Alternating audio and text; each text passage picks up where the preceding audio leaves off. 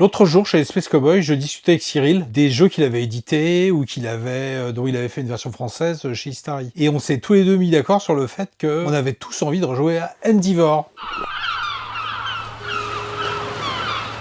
Alors là, c'est la version Z-Man, mais Istari avait fait une version quasiment identique à ça. J'adore Endeavor parce que, pour moi, c'est le compromis entre un système de jeu extrêmement simple et une richesse extrême. Le thème, c'est l'exploration des endroits exotiques, on va dire au 19e siècle, je sais plus vraiment quelle date. Gageons que ça soit au moment où il y a eu le bateau Endeavor. Ça, je vous laisserai regarder sur Wikipédia. Le principe du jeu, c'est on a un tableau de développement où on va accumuler des jetons. On pose les jetons, ça cache des valeurs, et ça révèle la valeur toujours la plus à droite, qui est de mieux en mieux, en industrie, en argent, en choses dans ce genre. Il y a des tonnes de mécanismes super géniaux. En fait, le principe, c'est que par l'entremise de cartes, plus ou moins complexes, plutôt moins, on récupère des jetons sur la carte. En Afrique, en Inde, en Europe. On les place sur son plateau, et mathématiquement, et sans avoir aucun calcul à faire, mécaniquement plutôt, les caractéristiques de votre empire augmentent. Donc déjà ça c'est extrêmement bien. À la fin de chaque tour on construit un bâtiment, donc chaque joueur construira le même nombre de bâtiments, mais selon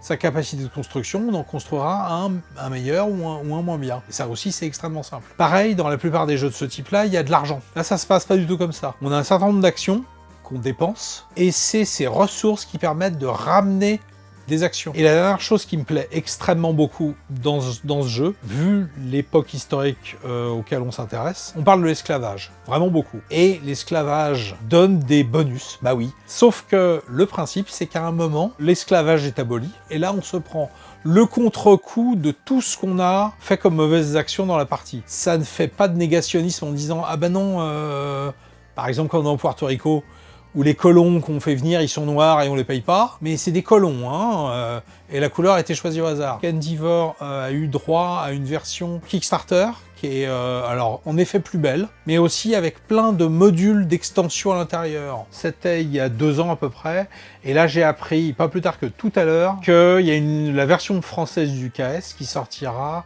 en début d'année, au printemps, genre avril. La version Istari, de toute façon, vous auriez eu beaucoup de mal à la trouver, qui est très bien aussi, il n'y a pas d'hésitation à avoir, et elle tient plus facilement sur les étagères aussi. Si vous ne me faites pas confiance et que vous voulez en savoir encore plus, il faut aller voir la fiche Trick Track, des gens sur Trick Track dans le forum qui vous diront certainement tout le bien qu'ils pensent du jeu. En tout cas, avec toutes ces actualités, il n'y a aucune raison de ne pas faire une partie de Endeavor.